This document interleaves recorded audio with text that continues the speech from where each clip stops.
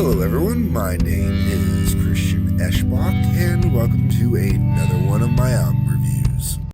Alright everybody, we are here for the second Denis Leary album. Now, I just recently, and I mean like about 5 seconds before I started recording this, found out that there is a third Denis Leary CD out there called Merry Christmas, only because this is possibly in the first 30 seconds.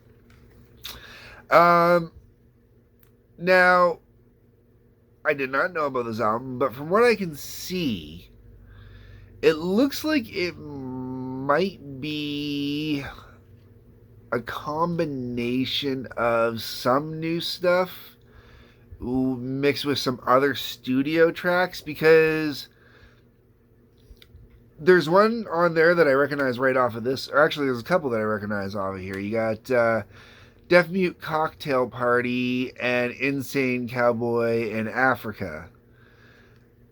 So I gotta do some research into that album and I guess pick it up and find out what the sitch is with that album. Comment section if you know the deal with that album. Give me a heads up on that one. But otherwise, right now, what I'm going to play this off is this is one of the only two comedy albums, full proper, these were comedy specials with some extra tweaks in them comedy albums, the Denis Leary released. Now,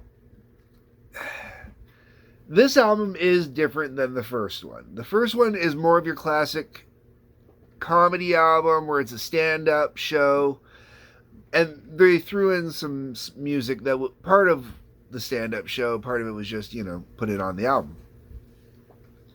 This one, on the other hand, has a lot more music, a lot more kind of segue parts. It kind of... One of the things, Deaf Mute Cocktail Party, which is on here, is actually a acted out bit, like in the style of Cheech and Chong. So this is more than just a basic stand-up comedy album. This is a hybrid album, a hybrid comedy album between stand-up and studio recording, I guess. Yeah, that's the best way I know how to put this. Okay. I'm gonna move on. Alright, the album opens up with Fuck This. Fuck This is, having to peel the cellophane off the pack of the CD to try and open it up back in the day. Like, it was easier to open the cellophane on a pack of cigarettes than it was to open the cellophane on a CD. That's how annoying it was back in the day, as a deterrent to help prevent shoplifting. Weirdly, from what I understand, a practice that mainly only happens in North America, or back in the day only happened in North America, didn't happen so much over in Europe. I don't know. If you are in Europe, leave me a comment. Let me know. Is that the case? Back in the 90s, did they put cellophane wrapping on this? Okay. After that, we get into Asshole of the Dance.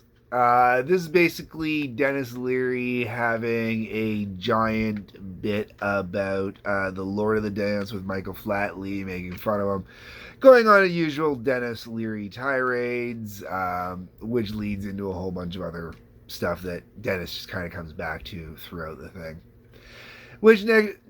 Now, okay, here's another major difference between this album and this album. This album is a little more timeless. Like, even the cigarette jokes and the quitting cigarette and the cigarette bans and this, that, and the other thing, really, they've stepped up a notch or two since then, but it all still applies to here now, okay? Like, everything in here still applies today. It's very timeless. This one is more topical and time period related for a lot of the stand-up stuff. Not all of it, but a lot of it. And the next part, Marv, Marv, Marv, that's one of them. Now, because it's Denis Leary, he tells it in a way that you can't help but laugh at it, no matter what. But this is related to Marv Albert and the sex scandal he had back in the day, because it was a big deal back in the day to have a sex scandal. This is before the internet, right? So I mean, more or less before the internet. It says 1997, so yes, the internet existed, but let's be honest, folks. This was back before the internet was what it is now, okay? Like if you saw something on the internet, you could blow it off as, well, it's just on the internet. It doesn't count unless it was on one of the noteworthy websites. That doesn't even count anymore, right? So,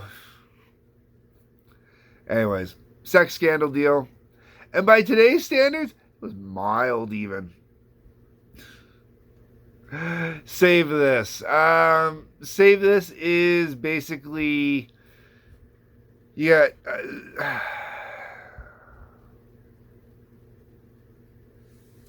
Save This. One is a music number. Two, it's about trying to save everything. Like it's a comedy bit about all these activists out there trying to save the world, save this, save that. Why don't you go save some stamps? That one's still kind of topical to today, right? Deaf Mute Cocktail Party. So this is literally, I would call it a soundscape because there is nothing being said, because it's what the sounds of a deaf mute cocktail party would sound like. And for your average basic, they're not going to get this one. Half the people I knew did not get the humor behind Deaf Mute Cocktail Party, and it was kind of a skip it track for them. They thought it was boring. I mean, I'll be honest with you, it's a mental chuckle. It elicits maybe a couple giggles out personally, but that's about it. Coffee. Oh, coffee. The rant about coffee. Now, I'm not a coffee drinker anymore. I used to be a coffee drinker. It just doesn't agree with me, and it's not worth it for what happens to my body when I drink coffee. But the bit on coffee and the changing the coffee and all the different stupid flavors, the fact that Starbucks has blown out the way it has, and Starbucks was here, this is all still relevant. Okay, this one is still relevant. Coffee flavored fucking coffee. Can I just get some coffee flavored coffee? Okay, that's it. And who thought they'd change the beer? Who thought getting a regular beer would be something? Oh my God. And you got to remember that Denis Leary lived in New York, okay? So for Denis Leary, this stuff was like, he was seeing all this crap that we're complaining about now. Now microbreweries are different now. Microbreweries are actually a lot more respected now than going and getting, say, I don't know, a Budweiser or a Bud Light. What do you think now, Denis? You selling Bud Light still, Denis?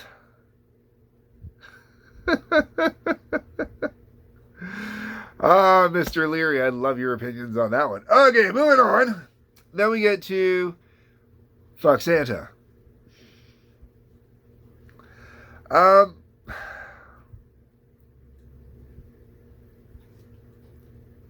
going to be honest with you. When it's playing, okay. If it's not playing, it's not memorable. Yeah, I just didn't think it was. Elvis and I, that one's funny. Just basically Elvis, Denis singing about him and Elvis being holding up somewhere, hiding out from the paparazzi in the world and whatnot, and their conversations and stuff like that. It's great. I absolutely enjoy it. I'm happy is 11 seconds long. I'm happy. I'm happy. Blah, blah, blah. I'm happy. That's kind of, yeah. Then you got Fuck the Kennedys. And this one's not live. It's, this is a conversation between two people. And then it actually goes into a small little bit of a song. It's a great little, it's a fun bit. I really enjoy this bit. And then you got President Leary, which is literally a whole entire bit about why Leary can't be president.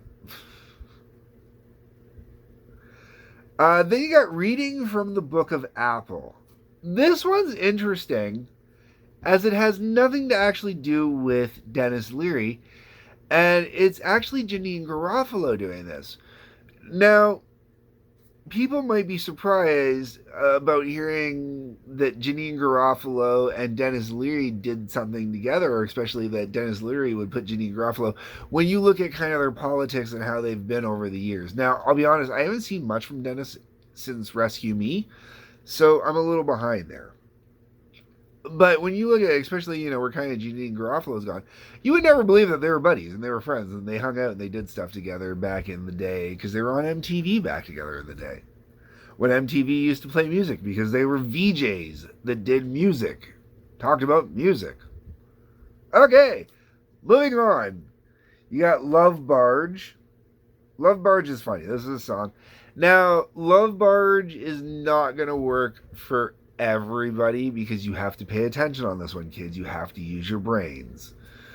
But it is quite humorous, just the way that this song is done and performed and everything like that. It's a great little nod to the joke that was The Love Boat in its own little way. Then you got Fat Fucks. This is Denis Leary going on about fat people. Now, take into consideration, Denis Leary is a pretty skinny dude. And he's got quite a few buddies that were overweight. So, this might have been a wake-up call for some of those friends. Sorry, I had to. I just, but yeah, but he does it in a way where, he's not talking about, well, quite honestly, the type of people he'd be talking about in this day and age would be all those people that nowadays this rant would be more about the body positivity movement. The extreme side of that, the ones that are, excessively obese saying, hey, blah, blah, blah, Okay. Then you got Insane Cowboy in Africa, which is just a fun little kind of, it feels like it's almost a demo the way it was recorded. The guy's sitting around jamming, making up lyrics on the spot to being a cowboy in Africa. Then you got 16 minutes of Denis Leary ranting about his kids, man.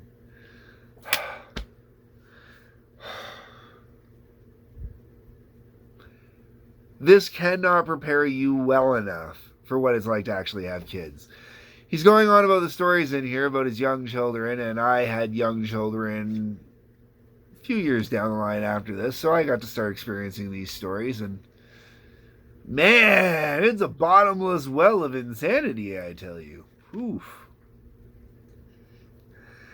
And then the album finishes off with an EDM track called Lock and Load, which is a combination of clips that are kind of coming out of here, out of the comedy special, some added additional stuff in there. Really heavy Lock and Load is the world in 1997. We talk about how messed up and chaotic the world is today.